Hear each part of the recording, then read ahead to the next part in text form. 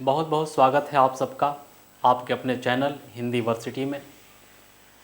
आप जानते हैं कि हिंदी वर्सिटी के माध्यम से हम लोगों ने सामान्य हिंदी के अंतर्गत पत्र लेखन का अध्ययन किया, व्याकरण का अध्ययन किया और गद्यांश और निबंध लेखन पर हम भी बातें करेंगे। आप जानते हैं कि सामान्य हिंदी के परिचय में जितनी महत्ता पत्र लेखन की है उससे कई गुना ज़्यादा निबंध लेखन की है। हम लोग निबंध लिखते हैं, पढ़ते हैं। हर आदमी जो कुछ भी नहीं कोशिश किया हो वो भी कहता है कि निबंध रचना है क्या, किसी विषय पर कुछ न कुछ लिखते चले जाओ। ऐसी बात नहीं है। निबंध लेखन एक कला है और हम जैसे टेलरिंग एक कला है, कपड़े सिलना। आप टी शर्ट को टी शर्ट कहेंगे, शर्ट को शर्ट कहेंगे। आप टी शर्ट को शर्ट नहीं कह सकते, आप शर्ट को टी शर्ट नहीं कह सकते, कुर्ता को शर्ट नहीं कह सकते। ठीक उसी तरीके से किसी भी लेख को निबंध नहीं कह सकते और किसी भी निबंध को लेख नहीं कह सकते। निबंध लेखन की एक प्रक्रिया होती है, निबंध लेखन का एक स्वरूप होता है। हम लोग अक्सर पढ़ते लिखते समय अखबारों में, पत्र पत्रिकाओं में जो किसी विषय पर आधारित कोई विषय वस्तु पढ़ लेते हैं तो पढ़ने के बाद हमें लगता है कि यही निबंध है। तो सबसे पहले तो यह क्लियर कर लें कि निबंध और लेख ये दोनों में अंतर होता है। किसी भी विषय पर निबंध हमारे अपने विचारों का, अपने तर्कों के साथ, अपनी अनुभूतियों के साथ, अपने उदाहरणों के साथ, अपने विचारों की प्रस्तुति होती है और वह विषय के इर्द गिर्द ही घूमता है, जबकि लेख में ऐसा नहीं होता। जब हम किसी विषय पर आंकड़ों द्वारा, तथ्यों द्वारा जब हम निष्कर्ष देते हैं तो वह लेख होता है। इसको आप ऐसे समझ सकते हैं कि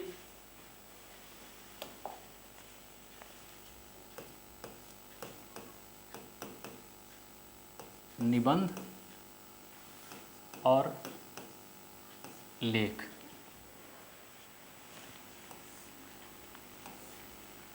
खूब गौर से समझें, क्योंकि जब तक हम इनके अंतर को नहीं समझेंगे तब तक हम निबंध और लेख में कोई फ़र्क कर ही नहीं सकते। उदाहरण के तौर पर अगर हम निबंध की बात करें तो हम कहेंगे कि किसी भी विषय पर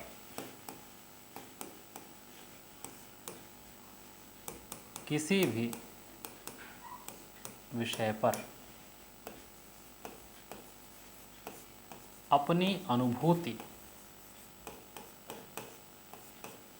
किसी भी विषय पर अपनी अनुभूति, अपने विचार को, अपने तर्कों, उदाहरणों से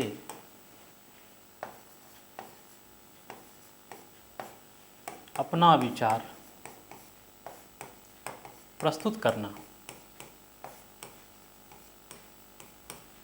जैसे कि मान लीजिए नोटबंदी पर सरकार ने जो नियम बनाए, अब वही सरकारी भाषा में आप किसी आम आदमी को समझाएंगे तो वह आम आदमी सरकारी शब्दावली को नहीं समझ पाएगा। तो सबसे पहले सरकार की उस योजना को आप खुद समझें और समझने के बाद आप अपनी भाषा में अपने उदाहरण देकर उस आम आदमी को, ग्रामीण आदमी को समझाना है ताकि वह हूबहू उस बात को समझे और उस नीति का अनुपालन करे जो सरकार के आदेशात्मक स्वरूप आई है। यानी किसी भी विषय पर आपकी अपनी समझ क्या है, किस रूप में आप देखते हैं, क्या सही है क्या गलत है, उनको उदाहरणों, तर्कों के माध्यम से समझ करके, आसान करके उसे समझाना और अपने विचार देना, अपने मत देना, अपना ओपिनियन देना, ये निबंध की विशेषता है। जबकि लेख में किसी भी विषय पर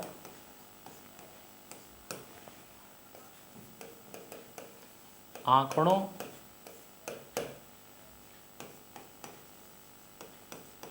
तथ्यों द्वारा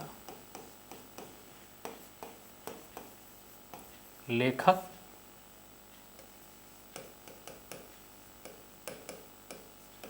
आंकड़ा परक या तथ्यात्मक या यूं कह लें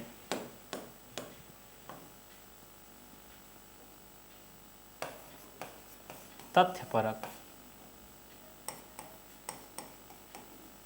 निष्कर्ष देता है।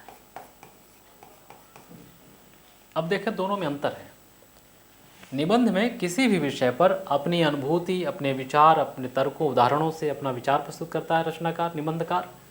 और लेख में किसी भी विषय पर आंकड़ों, तथ्यों द्वारा, आंकड़े जो बोलते हैं, तथ्य जो बोलते हैं, उस आधार पर बिल्कुल मशीनी तौर पर जो हम निष्कर्ष दे देते हैं, निष्कर्ष का आधार आंकड़ा है, तथ्य है।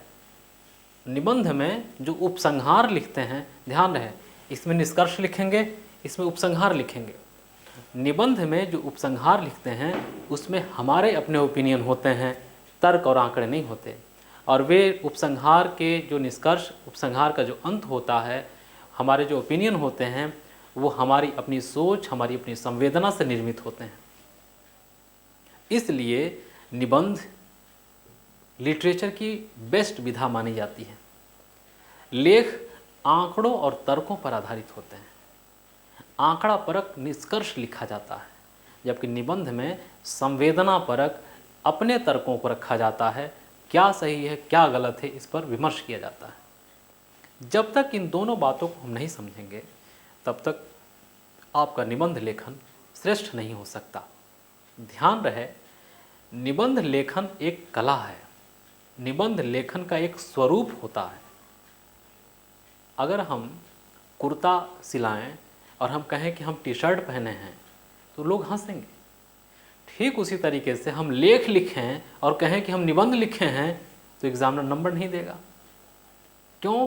क्योंकि निबंध लेखन का अपना एक स्वरूप होता है, एक ढांचा होता है, और उस ढांचे के आधार पर अगर आप निबंध नहीं लिखेंगे तो आपको निबंध में नंबर नहीं मिलेगा। हो सकता है कोई सहानुभूति में थोड़ा बहुत दे भी दे, लेकिन श्रेष्ठ और उत्कृष्टतम निबंध का नंबर आपको न मिलेगा। इसलिए निबंध लेखन में पारंगत होने के लिए कुछ बातें आपको ध्यान में रखनी हैं।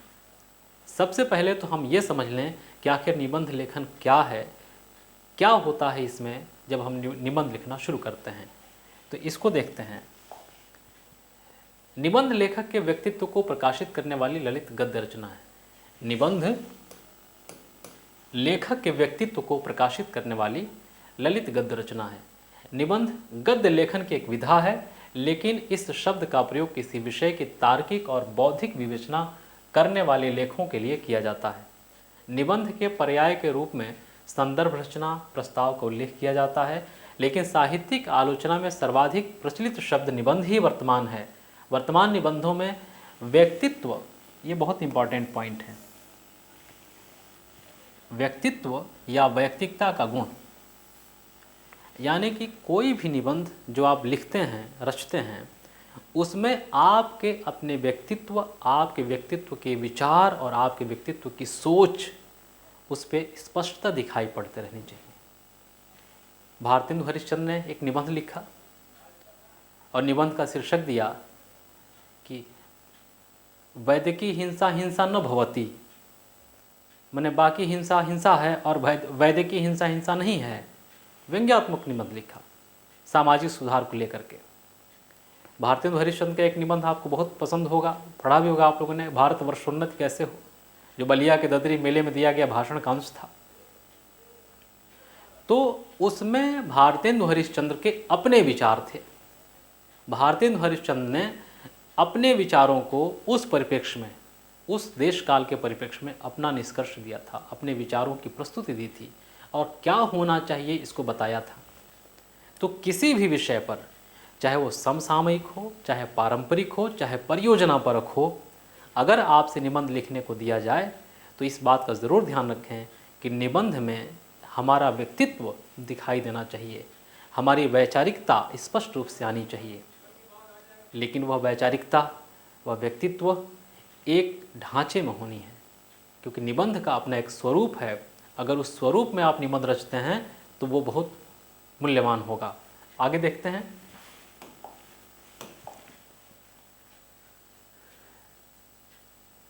सारी दुनिया की भाषाओं में निबंध को वैचारिक सृजनात्मक विधा के रूप में मान्यता आधुनिक युग में मिली। इस आधुनिक युग में ही मध्ययुगीन धार्मिक सामाजिक रूढ़ियों से मुक्ति का द्वार दिखाई पड़ा है। इस मुक्ति से निबंध का गहरा संबंध है। प्रसिद्ध निबंधकार हजारीप्रसाद द्विवेदी के अनुसार नए युग में जिन नवीन ढंग के निबंधों का प्रचलन हुआ है वे व्यक्ति की स्वाधीन चिंता की उपज हैं। ये पूछा जाता है, ये कथन किसका है? नए युग में जिन नवीन ढंग के निबंधों का प्रचलन हुआ है वे व्यक्ति की स्वाधीन चिंता, बिल्कुल स्वतंत्र विचार की उपज है। इस प्रकार निबंधों में व्यक्तित्व की अभिव्यक्ति, सहभागिता का आत्मिक या अनौपचारिक स्तर अभिव्यक्त होता है। औपचारिक नहीं, अनौपचारिक स्तर अभिव्यक्त होता है। अब आप इसको ऐसे समझ लें कि निबंध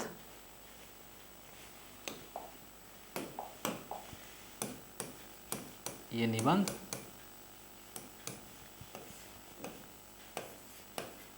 आत्मगत होते हैं, जबकि लेख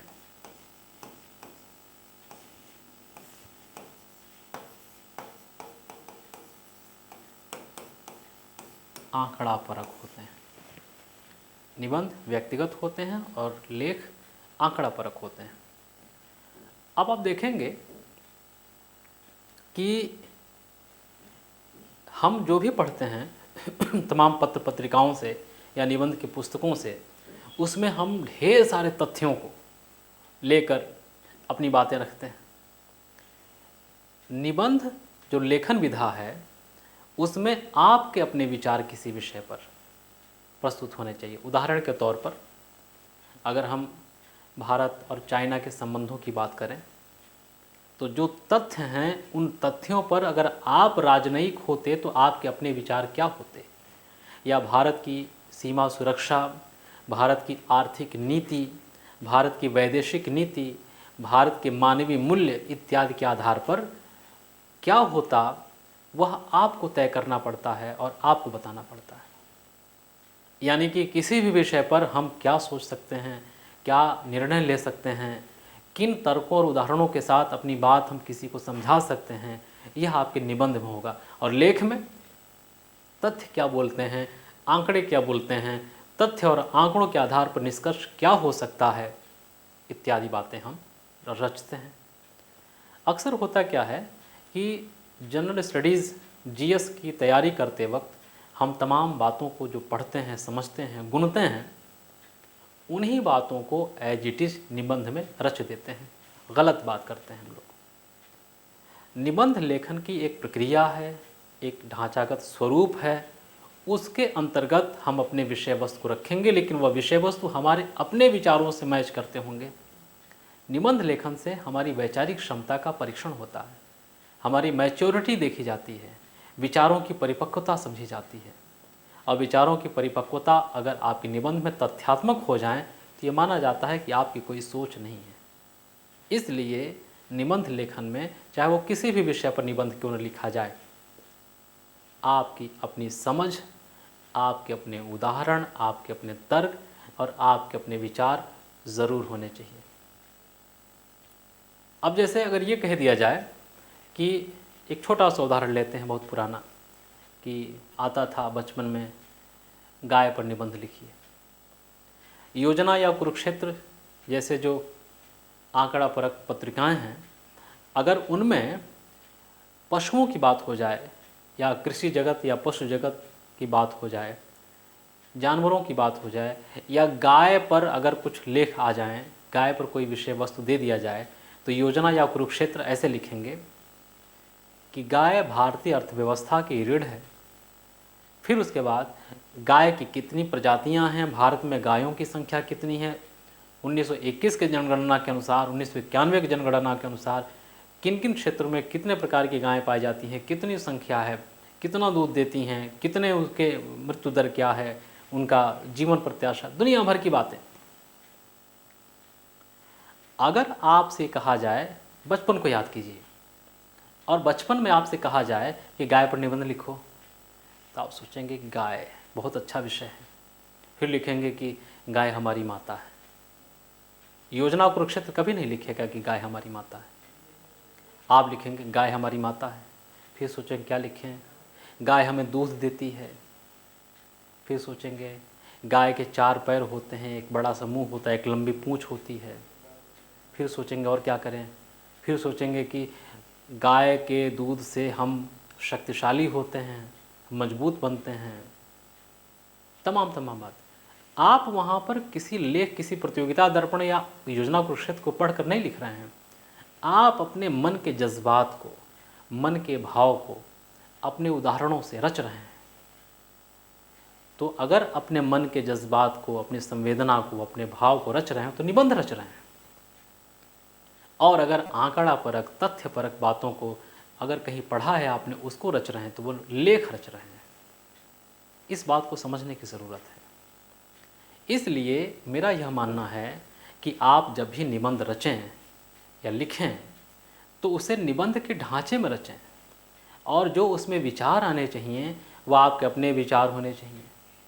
मान लीजिए पर्यावरण पर मेरे अपने विचार हैं कि पर्यावरण की रक्षा होनी चाहिए, करोड़ों लोगों के विचार होंगे, लेकिन आप में कुछ नयापन क्या है, इस बात का उल्लेख आपके निबंध में होना ही चाहिए। इस तरीके से अगर हम देखें तो किसी भी विषय पर आपकी अपनी अनुभूति, आत्मगतता, आत्मपरकता यह निबंध की विशेषता है, और आंकड़ा परकता, तथ्य परकता ये लेख की विशेषता है। ये समझ सकते हैं हम लोग। इसमें अपनी अनुभूति, अपनी शैली होती है। इसमें आंकड़ा क्या बोलता है, आंकड़ों के आधार पर हम निर्णय दे देते हैं, हम निष्कर्ष लिख देते हैं। ये हमसे चूक हो जाती है निबंध और लेख के बीच में बात करते हुए। अब अगर मान लीजिए कि हम किसी निबंध को रचें तो सबसे पहले ये ज़रूर ध्यान रखेंगे कि निबंध का स्वरूप क्या होना चाहिए।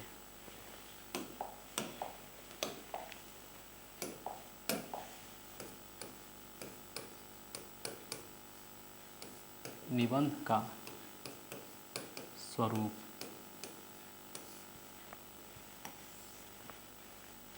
निबंध के स्वरूप में हम सबसे पहले यह देखेंगे कि यह निबंध जो हमारे अपने विचारों की प्रतिनिधि हैं, उन निबंधों में सबसे पहले कोई भी निबंध हम शुरू करते हैं तो ये हेडिंग देना नहीं है, पॉइंट देना नहीं है। निबंध की पहले पैराग्राफ में सार्वभौमिक विचार या मत या किसी ऐसे दार्शनिक वक्तव्य से अपनी बात शुरू करें जिससे पढ़ने वाला आपके विचारों के तह को, विचारों के स्तर को समझ सके कि आखिर आप बताना क्या चाहते हैं। कुछ लाइन लिखने के बाद आप अपने विषय को प्रस्तावित करेंगे। प्रस्तावना और विवरण देते हुए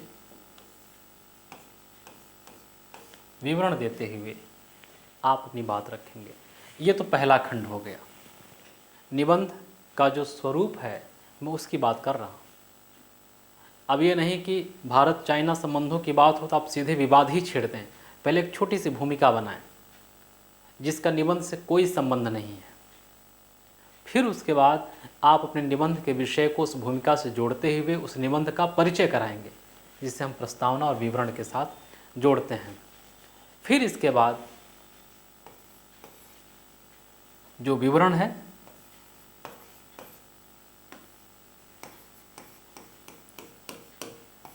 विवरणों का विश्लेषण करना है। फिर और इस विश्लेषण में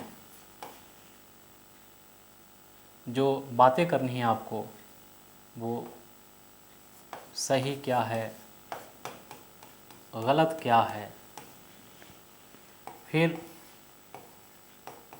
कारण, सुधार उपाय, फिर उसके बाद उपसंहार कर देंगे आप।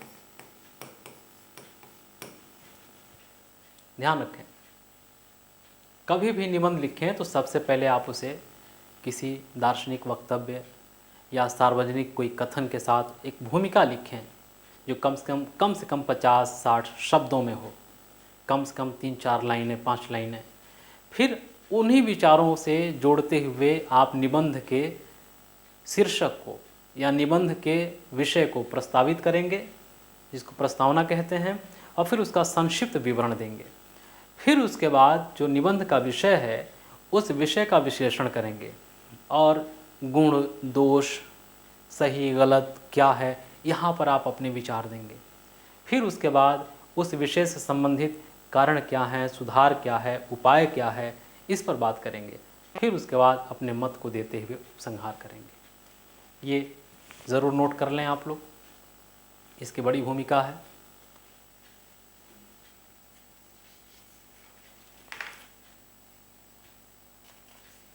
और एक बात हमेशा ध्यान रखें कि जब भी हम निबंध के ढांचे की बात करेंगे या निबंध के स्वरूप की बात करेंगे तो ये जो उपसंहार करते हैं हम, यह उपसंहार हमेशा मानवीय या मानव हित में होना चाहिए, प्रकृति के हित में होना चाहिए, मानव के हित में होना चाहिए। अगर ऐसा आप करते हैं तो आपका निबंध बहुत उत्तम माना जाता है। बात समझ में आ रही होगी। तो निबंध का स्वरूप अगर हम इसको 1 नंबर कह दें तो ये ज़रूर ध्यान रखें।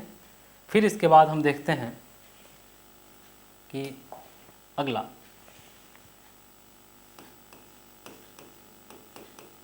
निबंध के विषय, किन विषयों पर हमें निबंध की तैयारी करनी चाहिए। और आप एक बात जान लें, निबंध लेखन की जो प्रक्रिया है मैं बता रहा हूँ, और आपके पाठ्यक्रम में जो निबंध लेकर पूछे जाएंगे उन पर हम काम करेंगे। आपको काम करने की ज़रूरत नहीं है। आप ये ना समझें कि समय कम है तो हम आपको निबंध लेखन की प्रक्रिया समझा कर निबंध लेखन कराएंगे महीनों भर। मैं आपको ये बताना चाहता हूँ कि किसी भी ऐरा गैरा नत्थु खैरा निबंध को लेकर के आप तैयार न कर लें, बल्कि निबंध जो मैं लिख कर दूँगा वही निबंध आप तैयार करेंगे। आपसे प्रैक्टिस कराऊंगा ताकि आप कुछ लिखने की स्थिति में आ जाएं, लेकिन परीक्षा में पूछे जाने वाले निबंधों को मैं बताऊंगा, कुछ निबंधों को मैं गेस करूंगा, आपसे प्रैक्टिस कराऊंगा, फिर उन निबंधों को आप तक पहुंचा दूंगा ताकि आप वही निबंध लेकर के परीक्षा में जाएं। कई बार होता है कि जिस निबंध की प्रैक्टिस हम करते हैं अमूमन वही निबंध पूछ लिया जाता है। इसलिए आप निश्चिंत रहें। आज का व्याख्यान केवल इसलिए है कि आप समझें कि निबंध लेखन क्या है। जो हम लिखते हैं वो निबंध ही लिखते हैं कि लेख लिखते हैं। अगर इस तरह के विचार को अगर आप समझ लेंगे तो आगे से कभी भी ऐसी कोई गलती नहीं होगी जो आप निबंध लेखन की प्रक्रिया में करते हैं। तो यहाँ देखें निबंध के विषय। अब निबंध के विषयों में सबसे बड़ी चीज़ आप देखें, हम लेकर बहुत परेशान रहते हैं कि क्या पूछा जाएगा। बहुत आसान है। हम लोग तमाम नई नई योजनाओं परियोजनाओं को लेकर परेशान रहते हैं, ये पूछ देगा क्या, कोई तैयारी नहीं है। एकदम परेशान होने की ज़रूरत नहीं है। पहली बात कि एक निबंध आप साहित्य से लें। अब साहित्य में जो पूछा जा सकता है वो साहित्य, समाज या संस्कृति,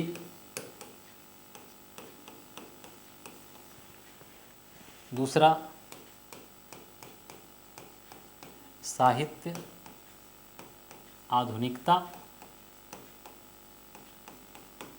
तीसरा साहित्य व प्रौद्योगिकी, जो हमारे मोबाइल, कंप्यूटर इत्यादि का जो जीवन है। अगर आप साहित्य को तैयार करते हैं तो एक निबंध इससे आना ही है, और इन तीनों को मिलाकर एक निबंध तैयार करते हैं तो साहित्य से संबंधित कोई भी निबंध आएगा आप आसानी से लिख सकते हैं।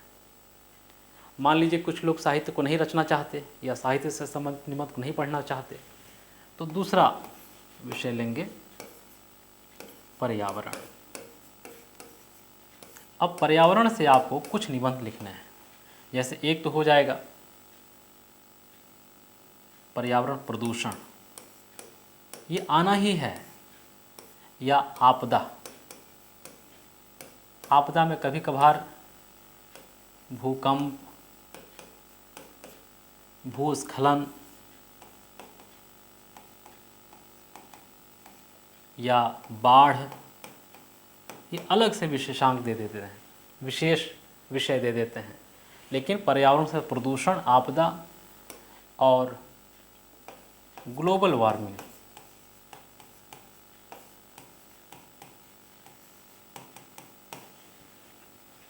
अगर पर्यावरण से संबंधित इन तीन बातों को रखेंगे तो एक निबंध इसमें से आना ही है। पहला हमने क्या लिया? साहित्य से। दूसरा हमने क्या लिया? पर्यावरण से। और तीसरा विषय देखते हैं, नोट कर लें इसको, फिर आगे हम लोग बढ़ते हैं। खूब अच्छे से नोट करें।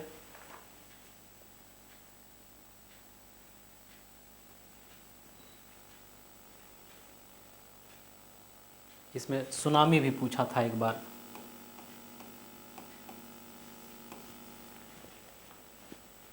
अब आप तीसरा लेते हैं, तीसरा विषय कृषि। कृषि से भी भारतीय अर्थव्यवस्था,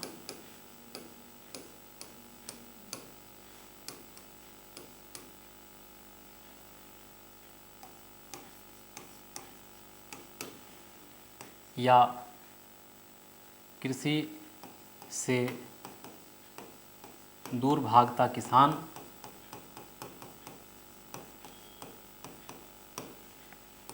या कृषि और प्रौद्योगिकी। अगर कृषि से इन तीनों को तीनों का मिला जुला रूप तैयार करते हैं तो निबंध आपका कृषि से इतना अच्छा तैयार होगा कि फिर उस पर कुछ और निबंध करने की ज़रूरत नहीं है। और निबंध पूछे कितने जाते हैं? 2 या 3 निबंध। अगर मान लीजिए हमसे 3 निबंध पूछे गए तो एक साहित्य का तैयार, एक पर्यावरण प्रदूषण आपदा से तैयार और एक कृषि से तैयार। 3 निबंध हमारे हो गए, आना ही है ये तीनों निबंध। मान लीजिए कि पर्यावरण प्रदूषण और आपदा एक साथ आ गए तो एक साहित्य, एक पर्यावरण और एक कृषि, ये हो गया। इसके अलावा भी मान लीजिए हम परियोजना से ले लेते हैं। परियोजना और भारत की जो तमाम नई नई परियोजनाएं आ रही हैं जनहित में, उन परियोजनाओं में से कुछ चुनिंदा परियोजनाओं को जो कल्याणकारी हों, मानव हितकारी हों, देश को आगे बढ़ा सकने में सक्षम हों, उन पर आप तैयार कर लें। ध्यान रहे, आपने कृषि तैयार कर लिया है, पर्यावरण आपदा प्रदूषण तैयार कर लिया है और साहित्य तैयार कर लिया। 3 निबंध आपके तैयार। अब जो निबंध पढ़ रहे हो वो आपका बाइनरी है, वो आपके लिए अलग से है। अब वो समझिए कि घलुआ लग गया तो लग गया, और नहीं तो 3 निबंध तो आपके तैयार ही हैं। उन परियोजनाओं में जो नई परियोजनाएं आई हैं, नई कल्याणपरक परियोजना, इनको ध्यान रखेंगे आप। पहले क्या आपने देखा? अगर देखें तो साहित्य से संबंधित, फिर दूसरा पर्यावरण से संबंधित, फिर इसके बाद आपने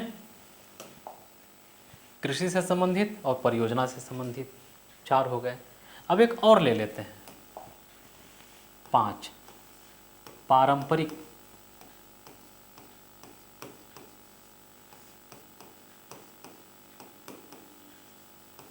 पारंपरिक निबंध। इन पारंपरिक निबंधों में कुछ ऐसे निबंध हैं जो हर बार पूछे जाते हैं, हमेशा पूछे जाएंगे। जैसे बाल श्रम, जैसे भ्रष्टाचार, जैसे महिला सशक्तिकरण,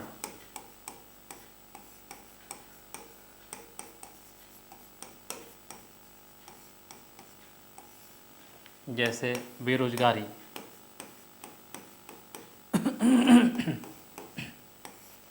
बेरोजगारी। और कुछ सुझाइए आप लोग। बाल श्रम, भ्रष्टाचार, महिला सशक्तिकरण, बेरोजगार, आतंकवाद, भारत और विश्व के संदर्भ में। और कुछ सुझाइए आप लोग। नक्सलवाद,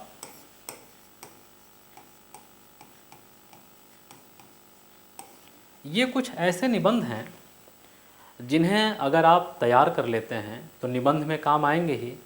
अधिकारी बनने के बाद जब आप किसी संस्थान में भाषण देने जाएंगे या कहीं उद्घाटन समारोह में जाएंगे तो इनके याद करने, पढ़े रहने पर आपके जो अपने विचार बने होंगे वो वहाँ काम आएंगे और हमेशा काम आएंगे। तो ये पारंपरिक निबंध आपको ज़रूर तैयार होने चाहिए। हम ये कह रहे हैं कि अगर आपको परीक्षा क्वालिफाई करना है या टॉप करनी है तो एक निबंध पर्यावरण, प्रदूषण, आपदा से तैयार करिए। इस तरह से तैयार करिए कि उस पर कोई भी आए आप लिख सकें। दूसरा, कृषि पर तैयार करिए, 2 निबंध तैयार। और एक साहित्य पर तैयार कर लीजिए, 3 निबंध आपके तैयार हो। 3 ही निबंध आपको लिखने हैं। अगर मान लीजिए ये 3 लिखने के बाद भी संतोष नहीं है तो जो पारंपरिक निबंध हैं, परियोजना नहीं, जो पारंपरिक निबंध हैं इनको तैयार कर लें। आप पाएंगे कि आप अपनी परीक्षा में जो शानदार निबंध की अभिव्यक्ति देंगे वो कोई और नहीं दे पाएगा। और एक बात हमेशा ध्यान रखें, जब हमारा मस्तिष्क सोचता है तो लिखने की गति कम हो जाती है। इसलिए निबंधों पर पहले से प्रैक्टिस करें, पहले लिखें, अच्छी तरह से जांच करा लें और निबंध अगर उच्च कोटि का हो जाए तो उसी को याद कर लें ताकि आप वहाँ परीक्षा भवन में जाएं तो आपको सोचना कम और लिखना ज़्यादा हो। और समय सीमा, शब्द सीमा के अंतर्गत आप निबंध लिख करके कंप्लीट कर लें, फिर आप हंसते खिलते वापस लौटेंगे। निबंध के पूरे मार्क्स। ये होती है निबंध लेखन की प्रक्रिया और निबंध लेखन की रूपरेखा। अब इसके बाद हम बात करेंगे, इसको नोट कर सकते हैं आप। इसके बाद हम बात करेंगे विषय वस्तु कहाँ से लें। निबंध लेखन के स्रोत, ये एक बड़ा प्रश्न है कि कहाँ से हम लें। आपके अपने विचार कहाँ से बनेंगे, कहाँ से उस शब्दों का जाल बुनेगा, वो आपके अपने मैच्योर उदाहरण, संवेदनापरक तर्क कहाँ से लाएंगे। तो इसके लिए सबसे अच्छा तरीका है पत्रिकाएं।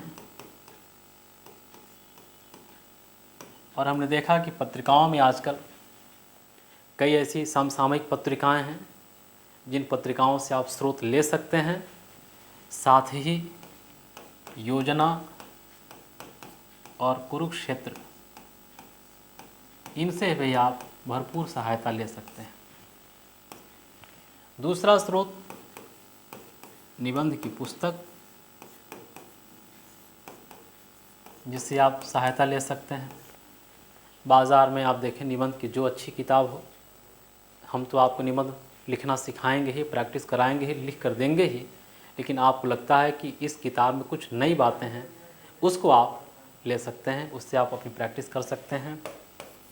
फिर अखबार और इंटरनेट, इसकी सहायता से भी आप अपने निबंध लेखन को और मजबूत कर सकते हैं।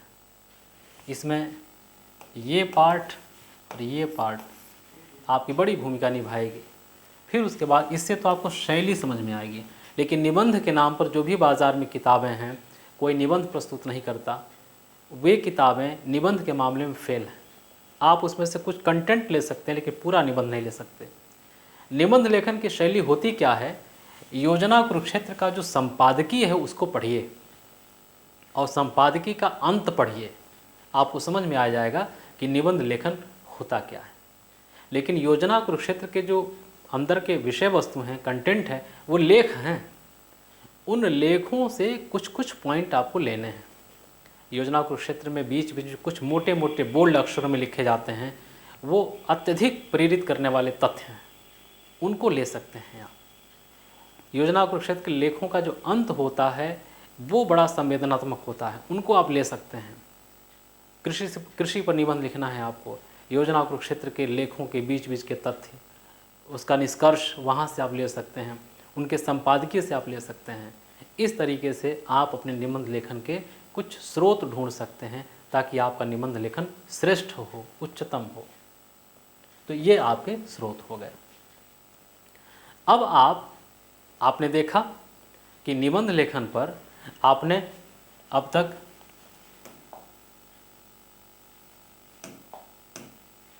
आपने देखा कि निबंध लेखन के स्रोत, निबंध की रूपरेखा ऐसे समझ सकते हैं, आसानी से इसको देखें। हम लोगों ने निबंध और लेख में अंतर समझा।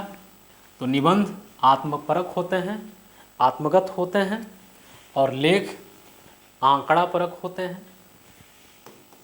दूसरी हमने बात की निबंध का स्वरूप।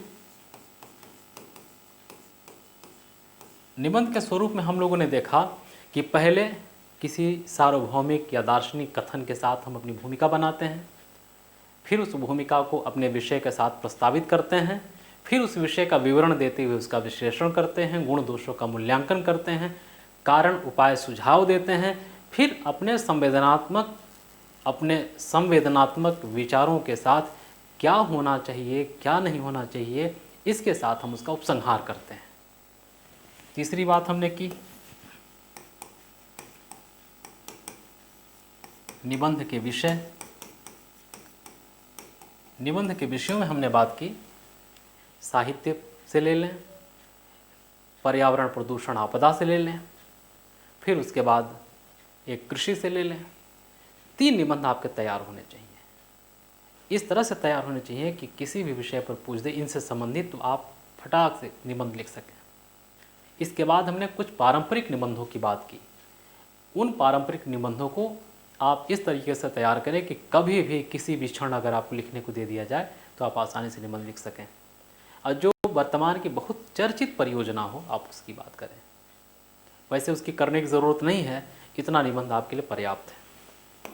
फिर हमने निबंध लेखन के लिए जो विषय वस्तु हैं उनके स्रोत कौन कौन से हैं इस पर भी हमने बात की, जिसमें हमने योजना कुरुक्षेत्र पत्र पत्रिकाओं की बात की, अखबार की बात की, निबंध की किताबों की बात की, इत्यादि विषयों पर हमने बताया कि किस तरीके से कहाँ से आप निबंध लिखेंगे। इसके साथ आप ज़रूर ध्यान रखें कि जब तक निबंध में आपके अपने विचार, आपकी अपनी संवेदना, आपकी अपनी मौलिकता नहीं होगी, तब तक निबंध पर आपके नंबर नहीं मिलेंगे अच्छे। इसलिए ज़रूरी है कि निबंध लेखन के लिए आप खुद से प्रयास करें या निबंधों को रच करके आप उसे बढ़िया तरीके से सजाने की कोशिश करें, एडिट करने की कोशिश करें और देखें कि उन तमाम घटनाओं के बीच शब्द वाक्य संरचना का समन्वय है कि नहीं है और संवेदनात्मक उपसंहार है कि नहीं है। अगर है तो आपका निबंध श्रेष्ठ है। और रही बात आपके लिए जो परीक्षा की तैयारी में लगे हैं, उनके पास इतना समय तो है नहीं कि अब मेरे बताए हुए निबंधों पर विचार करके और आज से निबंध लिखना शुरू करें, क्योंकि अगले ही महीने परीक्षा है उनकी 20 दिन बाद। तो उसके लिए आप बिल्कुल परेशान न हो, हाथ पैर न फुलाएं, अपनी चिंता कतई न करें, क्योंकि मैं हूँ, मुझे खुद पर विश्वास है कि मैं आपको इस तरीके से ट्रेन करूँगा कि आप सामान्य हिंदी के परिचय में, चाहे वो निबंध हो, चाहे पत्र लेखन हो, चाहे गद्यांश हो, चाहे व्याकरण हो, आप सबसे आगे रहेंगे। इसके लिए पर्यावरण प्रदूषण आपदा पर निबंध मैं तैयार करूँगा, आप याद करेंगे, प्रैक्टिस करेंगे। कृषि पर निबंध मैं तैयार करूँगा, आप याद करेंगे, प्रैक्टिस करेंगे। साहित्य पर निबंध मैं तैयार करूँगा, आप याद करेंगे, प्रैक्टिस करेंगे। 3 निबंध तैयार। और रही बात पारंपरिक निबंधों की, उस पर भी मैं ही कोशिश करूँगा, आप याद करेंगे, तैयार करेंगे। आप खुश? निबंध के लिए जब परीक्षा दे लें तो और उत्कृष्ट निबंध लिखने की कोशिश करें ताकि सिलेक्शन हो गया तो बहुत अच्छी बात है, नहीं हुई तो अगली तैयारी। और निबंध पढ़ें ज़रूर। रोज़ रात सोने से पहले कोशिश करें कि एक निबंध पढ़ते हुए सोया जाए, क्योंकि निबंध पढ़ने से हमारे विचार मजबूत होते हैं।